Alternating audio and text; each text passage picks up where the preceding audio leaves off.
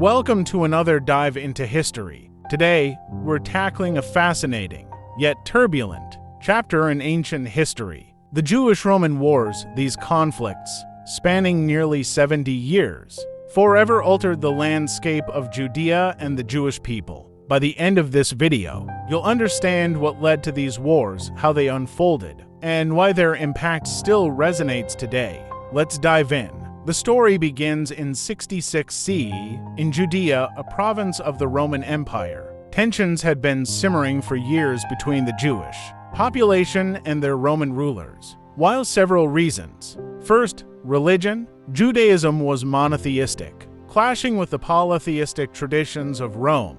Many Jews viewed Roman rule as oppressive and sacrilegious. Second, taxes. The heavy Roman taxation system fueled resentment. Finally, politics. Corrupt Roman governors like Gessius Florus made life unbearable, using their positions to exploit the locals. By 66 CE, the pressure cooker exploded. A small rebellion over temple taxes spiraled into a full-scale revolt. The Jews managed to seize Jerusalem and even defeated a Roman legion. But Rome wasn't going to let this slide. Rome responded with overwhelming force. Emperor Nero sent General Vespasian, who later became emperor, to crush the rebellion. By 70 CE, Vespasian's son, Titus, was leading the campaign. The decisive moment, the siege of Jerusalem. For months, the Romans encircled the city, cutting off supplies. Inside, factions of Jewish rebels fought each other as much as they fought the Romans. When the Romans finally breached the walls, it was catastrophic. The Second Temple, the heart of Jewish religious life, was destroyed, a moment that would shape Jewish identity for centuries. Even after Jerusalem fell, resistance continued. The last stand of the First Jewish-Roman War happened at Masada, a desert fortress. About 960 Jewish rebels, including families, held out against Roman forces for 2 years. When the Romans finally built a ramp to breach the fortress, they found something shocking. The defenders had committed mass suicide, choosing death over capture. Masada became a symbol of Jewish resilience and defiance. Fast forward a few decades to 115 CE, while the First War devastated Judea. The Kidos War was a more widespread rebellion, involving Jewish communities across the Roman Empire, from Cyrene to Mesopotamia. This time, the Jews rose up while Rome was distracted by a war with Parthia. However, Emperor Trajan quickly redirected his forces and crushed the revolts with brutal efficiency.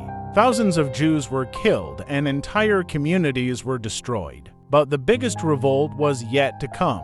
The third and final revolt was led by Simon Bar Kokhba, a charismatic leader some believed was the Messiah. Starting in 130 CE, the revolt was sparked by Emperor Hadrian's decision to build a Roman city, Aelia Capitolina, on the ruins of Jerusalem and ban circumcision, a core Jewish practice. Initially, Bar Kokhba's forces had remarkable success. They even established an independent state for about 3 years. But the Romans came back with a vengeance. Hadrian sent massive reinforcements, and the war turned into a brutal campaign of extermination. By 135 CE, the revolt was crushed.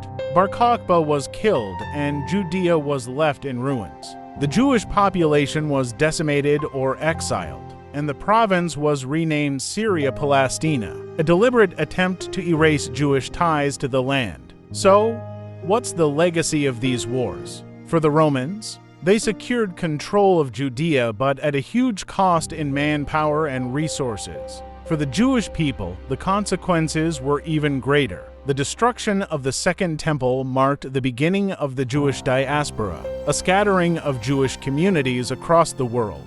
It also shifted Judaism from a temple-centered religion to one focused on synagogues and rabbinic teachings. And for history, these wars highlight the resilience of a people, fighting to maintain their identity in the face of overwhelming odds. The Jewish-Roman wars were a clash of empires, faiths, and identities. They remind us of the high stakes of rebellion and the enduring strength of cultural and religious identity. What do you think about this chapter of history? Let me know in the comments below.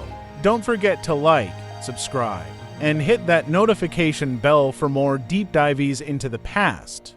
Thanks for watching, and I'll see you next time.